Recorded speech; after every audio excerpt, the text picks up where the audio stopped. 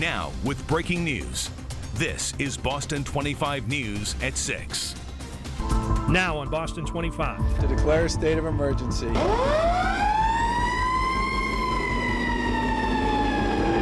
After gas-fueled fires and explosions, it looked like Armageddon. Left a city smoldering, entire towns evacuated. It just looked like an absolute war zone. Tonight, the horror and the heartbreak. He just got his license yesterday. The family is broken apart. The heroic actions. Just started running around, shutting off meters. And the demand for answers. The least informed and the last to act has been Columbia Gas. One day after the Merrimack Valley tragedy. Good evening, everyone. I'm Mark Ockerblow. And I'm Vanessa Welch. Tonight, we are learning more about the 18-year-old victim. Loved ones tell us that Lionel Rondon was fun-loving and deeply passionate about his friends and family. We will have more on how Leo is being remembered in just a few minutes. But first, still a lot of questions surrounding this investigation at this hour. Columbia Gas has apologized, but only after Governor Charlie Baker declared a state of emergency and put Eversource in charge of fixing the mess. Right now, inspections are underway in Lawrence and over in North Andover. Crews are going door to door to more than 8,000 homes, trying to determine when it's safe for people to return. At least 25 others were hurt in these deadly explosions and fires. The hospital says those injuries range from minor to critical. And one leader saying he was stunned there were not more casualties. Our team of reporters has been spread out throughout the Merrimack Valley today, covering every angle of this tragedy. We begin tonight with anchor Blair Miller at the command center. And Blair, you just got an update from investigators. Yes, Zach and Vanessa, we've been getting updates all afternoon here at the command center. I'm just getting one from the NTSB. I want to go ahead and read this to you. NTSB, of course, the agency that will handle this investigation, they're saying that they are gathering perishable evidence from the accident site and gathering information from other federal, state, and local agencies and Columbia Gas. They go on to say among the issues being examined right now in their investigation are the design of the pipeline system, any upgrades made to the system, and the operator's management of that pipeline. This, of course, happening after an afternoon where government leaders said enough is enough. We weren't expecting them to hit it out of the park, but we sure did want them to swing the bat. The mayor of Lawrence not holding back when it came to his utter disappointment with Columbia Gas Company's response to Thursday's deadly explosions. The least informed and the last to act. Mayor Dan Rivera saying the company wasted time getting crews on the ground. They're hiding from the problem. The mayor calling on Columbia Gas to step up, and the company responded, apologizing in front of the media. We are sorry. We're sorry and deeply concerned about the inconvenience. This is the sort of thing that a gas distribution company hopes never happens. Columbia saying it's too soon to say what went wrong, but no employees have been sanctioned. Governor Charlie Baker pushing ahead. We've made a decision to declare a state of emergency. The Commonwealth effectively putting its faith in another utility company instead. And Eversource is going to be in charge of this project from this point forward. And this has impacted so many people here in the Merrimack Valley region. Thousands and thousands of people evacuated, at least 25 people hurt, civilians and firefighters, and finally, one man dead, an 18-year-old here from Lawrence. Boston 25 News reporter Bob Ward continues our team coverage now. Joining me live in Lawrence, and Bob, I know you spoke with people who knew this young man. You know, Blair, just yesterday afternoon, everything was going great for this young man. He just got his driver's license. He was hanging out with his friends. It was looking like it was going to be a great night. And then, in a split second, everything changed forever. This is Lionel Rondon on the day he turned 18 years old. Lionel was just starting his junior year at Phoenix Lawrence Academy, where he loved studying science, math, and biology. Now, at Lionel's house, mourners gather to console his grief-stricken parents, among them former Lawrence Mayor William Lantigua. The father is holding on, very sad, but he's a little bit more stronger than the mom. The mom is devastated. Lionel was killed when a gas explosion destroyed this house on Chickering Road in Lawrence. The family is broken apart. his mother is just, crying, and she's going through a tough time. Luis Medina is a close family friend. As current Lawrence Mayor Dan Rivera pays his respects to the family, Luis explains that Leonel was at the Chickering Road house because he wanted to celebrate with friends the fact that he just got his driver's license. Leonel was sitting in an SUV when the house's chimney crashed onto the roof of the vehicle. Not long before, Leonel's father dropped his son off at the house. His father just told me that he did drop off his son at that home, and he saw at the news that a house exploded and the chimney was dropped on top of someone and somebody died, and then to realize that that was his son, it's sad. This afternoon, Lawrence Public School Department issuing this statement. Leonel was an outgoing, lighthearted, hands-on learner who particularly loved science and excelled in biology and math. He'll be greatly missed both in school and at home, and his family, friends, and loved ones are in the thoughts of everyone throughout the Phoenix Network and Lawrence Public Schools. Also this afternoon, the family established a GoFundMe account. If you'd like to get information on that, head over to our website, boston25.com, and that's where you can see we'll be able to help out this family. A very, very difficult night here in Lawrence. Blair? Bob, difficult indeed. A family grieving and a community now grieving. Thanks, Bob Ward, joining me live here in Lawrence. Tonight, there is also a lot of frustration and questions about Columbia Gas. Many want to know how this happened and who exactly is responsible. Our team coverage continues now with Boston 25 News reporter Ted Daniel joining me live from North Andover with that part of the story. Ted? Blair, this is a crisis situation, and people understandably have a lot of questions. The most important right now is how long is it going to take until I get back into my home, and what, if any, precautions need to be taken when I get back in? Those are logical questions. Since Columbia Gas's 800 number wasn't working today, residents say they just got voicemail, a lot of people showed up here to meet with their reps for a meeting earlier today. Well, the Columbia Gas reps were not only late, but that meeting, it didn't go so well. One of several North Andover homes damaged by fire on a day that put everyone to the test. We are inundated with phone calls at this time and multiple fires all over town. A new challenge now, getting information. Where I live is not cleared, but streets around me are. Why is that? Is there a line that is causing that?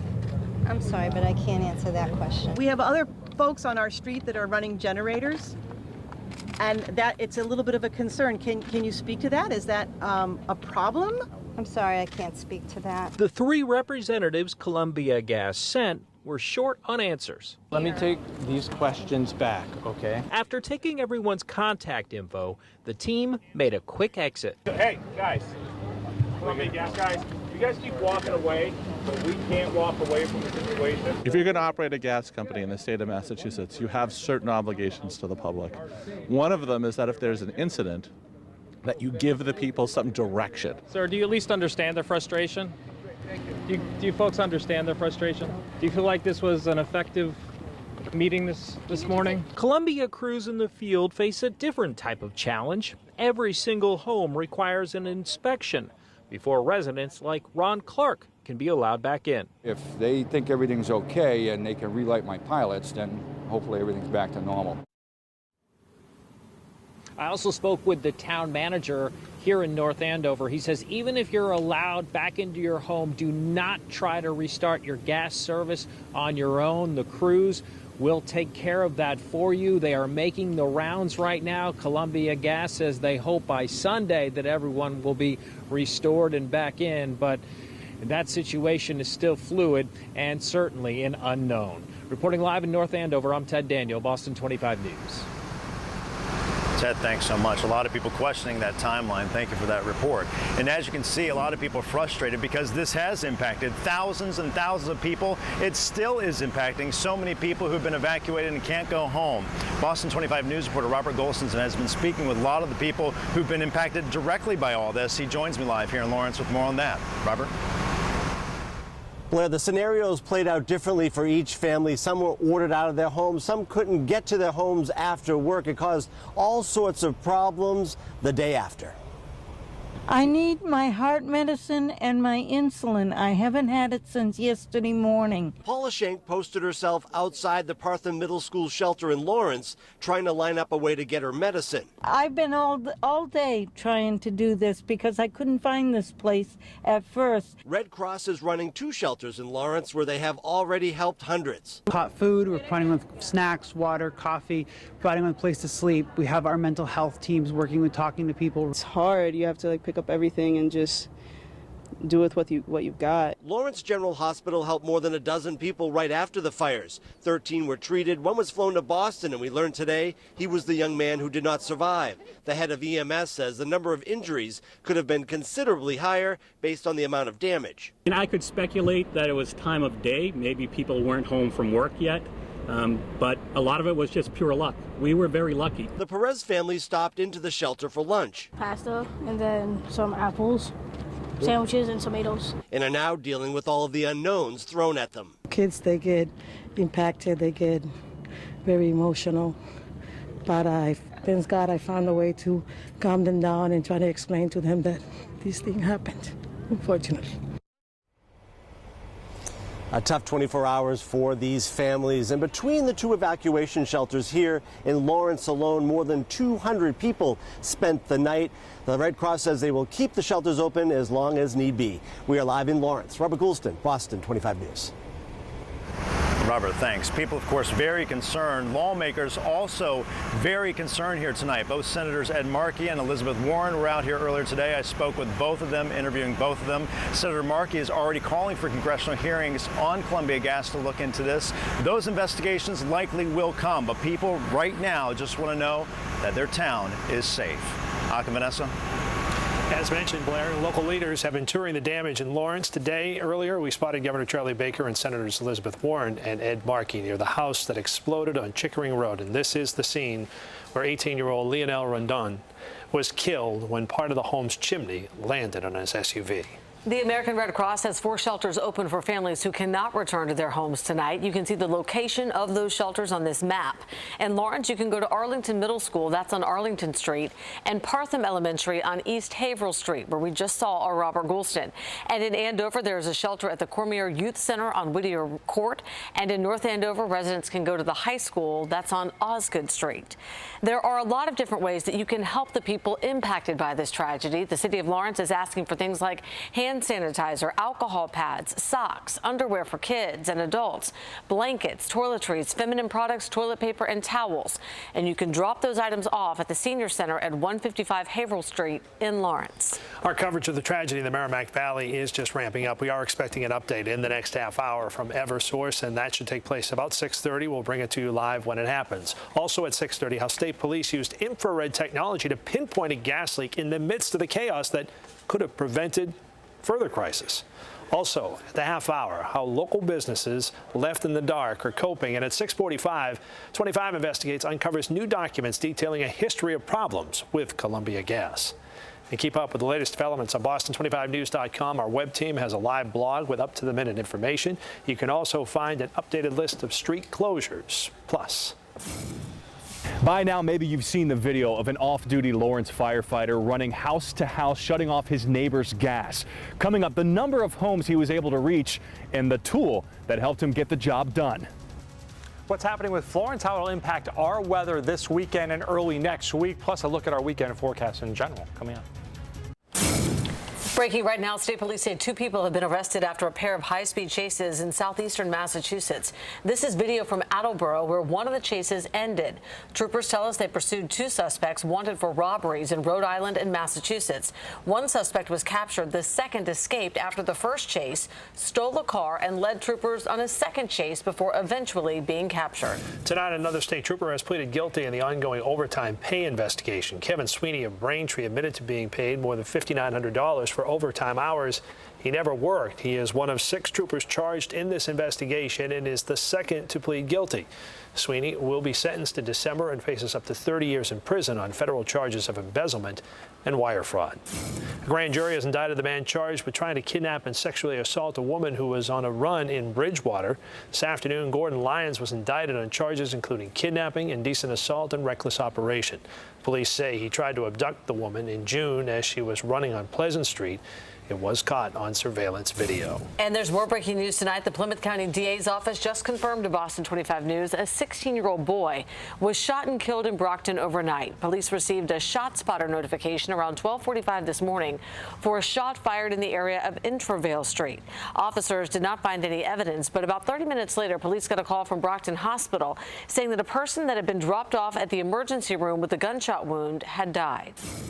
We are keeping tabs on a large fire in Lexington. Sky 25 was over the scene on Wheeler Road just after 4 o'clock this afternoon. There was a large amount of smoke and flames coming through the roof. Again, this fire is happening in Lexington. It is not in one of the towns impacted by the gas crisis in the Merrimack Valley. Back to our coverage of the Merrimack Valley tragedy. We've been following this home on Jefferson Street since it first caught fire.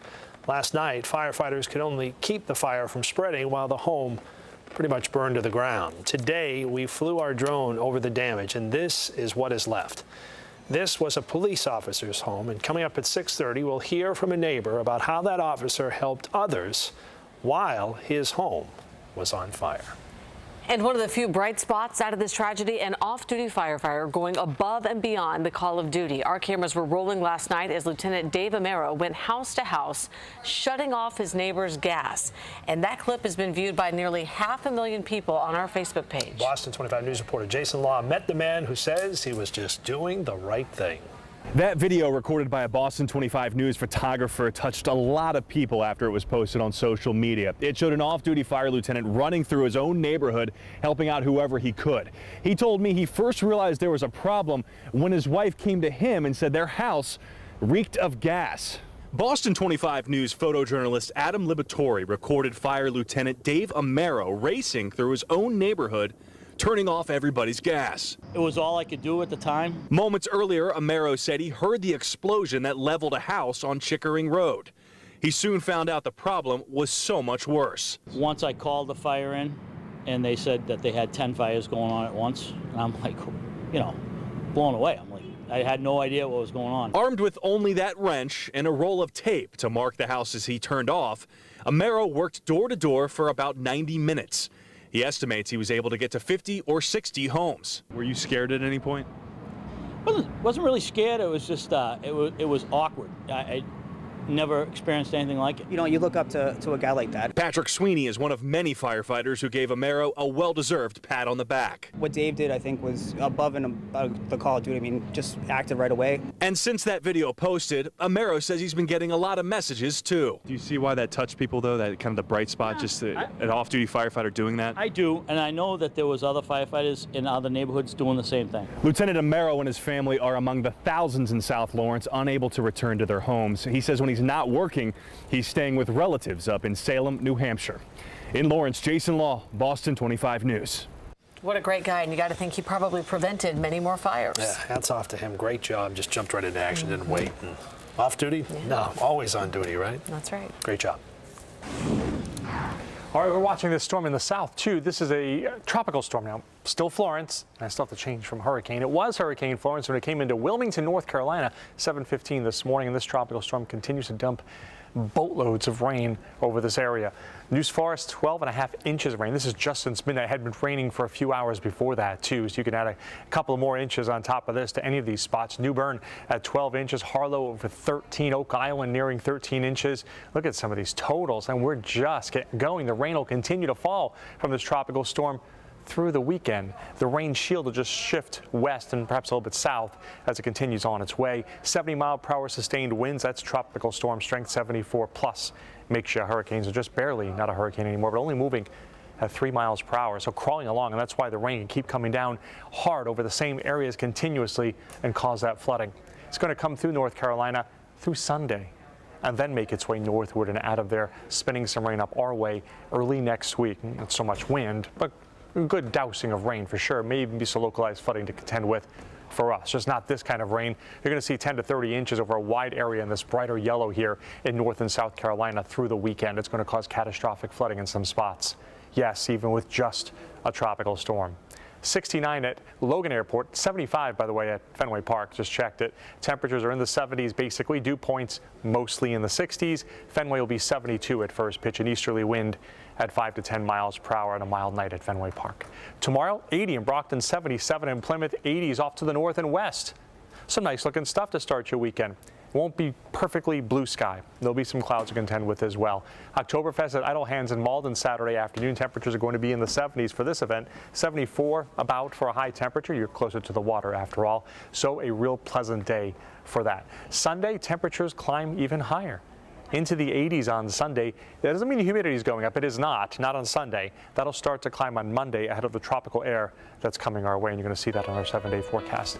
On Sunday, 82, and Monday, 82. The difference is the humidity on Monday. Monday comes with more clouds, too, and then the heavy rain arrives. Whatever's left from Florence comes on Tuesday, and I do expect it will be some heavy rain. So let's look at that weekend in more detail. If going southeastward to the Cape, still have your eyes on Cape Cod and the Iowans for a weekend getaway. How about 70s with some sunshine mixing with clouds? If you're going northward, it'll be in the 70s up into the mountains, too. Cranmore, 78 degrees both days. Over at Laconia in the Lakes region, 80 and 82 degrees this weekend. And at the beaches of Maine, temperatures will be in the 70s as well. It's actually been a few degrees warmer there today than it has been in southern New England. So the weekend looking good. Weekend's always in view, but it's the rain that's coming on Tuesday that will be associated with Florence, a storm that we'll be watching tonight and monitoring that flooding situation for you in the Carolinas through the weekend. Yep. High school game day in the Merrimack Valley tonight. The Rangers of Methuen welcome in the Red Men from Tewksbury. Coming up, we'll tell you what these schools are doing to help the families affected by the gas explosions up here.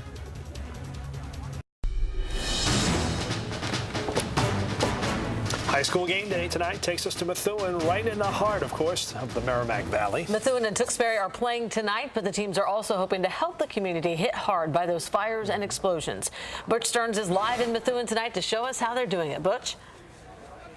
Yeah, we are right in the heart of the Merrimack Valley, guys, and there's a good vibe for this game tonight, not only because these two teams know each other and it's going to be a great football game, but because what they're doing to help out their communities. They're rallying to do their parts, asking fans to donate perishables tonight for the families that have been affected by the gas explosions here in the Merrimack Valley and their neighboring towns of Andover, North Andover, and Lawrence. These schools are proud to help out. Listen, we're competitive as heck on the football field in the Merrimack Valley. We love our sports, but this is real life stuff. And I think obviously the administration came together and realized that we need to help each other out. So we got some donation baskets. We've had a number of emails and Facebook posts and different things that tell needs, baby wipes and things of that nature that can go to some of those communities as they're working through this event. I think, we all value, making an impact. I mean, it's great to be a student athlete, but, what can you do for your community? And seeing a girl from our golf team show up here, drop a huge bag off and leave, I mean, that's it. That's what it's about. Proud to say a lot of the kids in school were talking about what can we do to help. And, like our National Honor Society has already made the commitment to try to do something like that in Tewksbury to try to help any way they can. So, our kids are pretty civic-minded and we're willing to help in whatever way we can. Great storylines in this game tonight, and that's one of them, of course. We'll have it all covered for you tonight on the Boston 25 News at 11 and then on Facebook Live at 11:35. For now, for High School Game Day from Methuen, I'm Butch Stearns. Back to you guys.